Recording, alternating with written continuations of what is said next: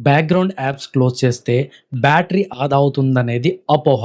ఎందుకంటే ఇప్పుడొచ్చే ఆధునిక ఫోన్‌లు బ్యాక్‌గ్రౌండ్ యాప్స్‌ని పాస్ చేస్తాయి. తరచూ యాప్స్‌ని క్లోజ్ చేస్తే మళ్ళీ ఓపెన్ చేయడానికి ఎక్కువ బ్యాటరీ ఖర్చవుతుంది. ఓవర్ ఛార్జింగ్ బ్యాటరీని దెబ్బతీస్తుందనేది పాత మాట. ఇప్పుడున్న ఆధునిక ఫోన్‌లు ట్రికిల్ ఛార్జింగ్‌తో బ్యాటరీని కాపాడుతాయి.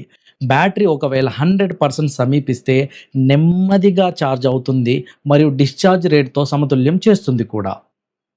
ఇప్పుడున్న ఫోన్ టెక్నాలజీకి వైఫై, బ్లూటూత్ ఆన్‌లో ఉంచితే బ్యాటరీ ఎక్కువ ఖర్చవుతుందనేది కాలం చెల్లిన మాటనే చెప్పాలి.